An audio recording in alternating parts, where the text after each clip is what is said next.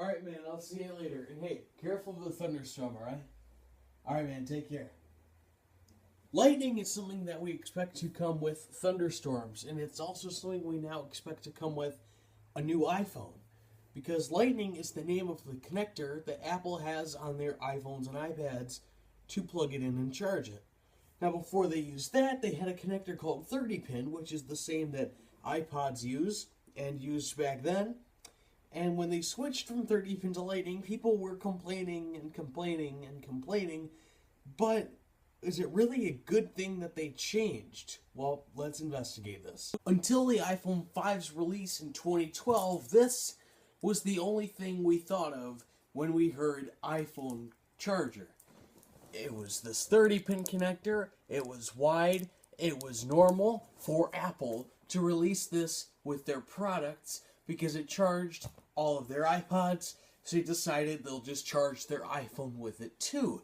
But as time progressed, they changed from this 30-pin that we had all known to this new, smaller, reversible Lightning connector.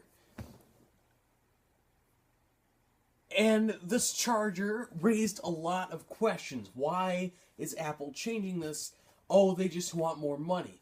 Well, it's not entirely true. Now, while it is a bit outrageous that they sell adapters from the 30-pin to the Lightning for $30, it was actually a good move for them to switch. Let me explain. In order to continue moving forward, which is something that Apple has been known to do, is they need to make the phone lighter. And in order to do that, they need a thinner phone.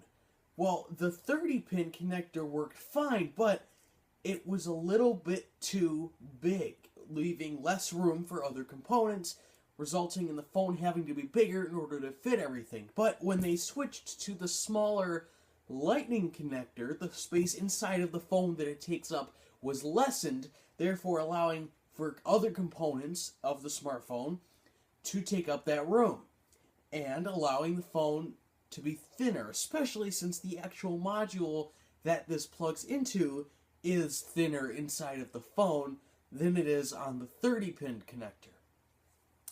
Also, another advantage is that the Lightning connector is much faster. Maybe that's where the name came from, because it's lightning fast. But the 30-pin was slow. The 30-pin connector worked fine because we didn't know any better. But in all reality, for charging and data transfer alike, 30-pin is slow. As compared to Lightning, it's much faster for both data transfer and for charging the battery. But with other companies coming out now with USB 3.0 plugs and turbocharge and all kinds of other things, and being able to charge phones in 30 minutes to be halfway, is Apple falling behind? Do they need to make another change?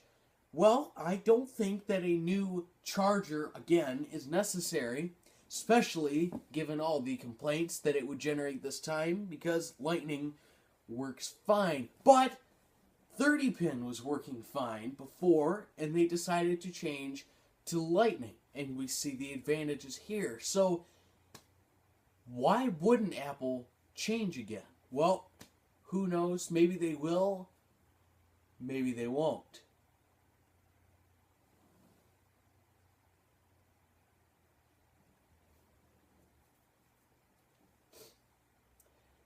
But maybe it's something Apple needs to do internally, as opposed to changing the plug.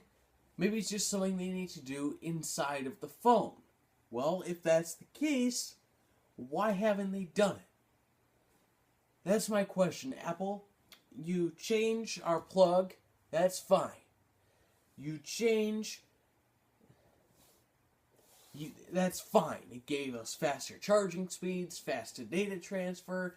It's great. But then LG comes out, and Samsung comes out, and they have all kinds of advanced battery technology to make it last a long time, and to charge fast. And they're using micro USB or USB 3.0. So, why is Lightning not so fast anymore? Well, something that happens to occur a lot in Apple's history is they'll find something that works and drag it on just a little bit too long before they change it, if at all. For example, Mac OS did not hardly at all change until OS X. It went over 10 years being almost the exact same operating system, of course, with some nice tune-ups, but it did not change a lot other than getting some new programs. It still functioned fundamentally the same, whereas Windows changes relatively frequently, at least it has in the past, because they find something that works and then build upon it. And that's the same reason that Android is so advanced, because Android is continuing to be improved on. They'll find something that works and say, how can we make that better? And that is also why on the Apple side, iOS has remained relatively unchanged for a long time. Their biggest change was to make everything flatter and more vibrant and add Control Center. Whereas Android has had all that stuff, they're getting all that stuff early. If you want to know what's going to be on the next iPhone, well, go get an Android phone from 2 years ago. But back to the chargers, the original question was it a good idea for Apple to switch from the trusty old 30-pin to the new Lightning? And overwhelmingly, yes. There should not be a $30 price tag on the adapters to go between the two, but it was a good move for them to change because it is helping with the advancement. But they were a little bit too late, just like they're too late with a lot of things. It was definitely a good move to switch to Lightning. And that's my time. Thank you so much for watching. I really appreciate it. If you'd like to subscribe, please feel free to do so. And if you'd like to check out my second channel for daily vlogs, you may do that as well. The link will be in the description. And anyways, I'm Joe Green, and I will see you on Friday. Peace.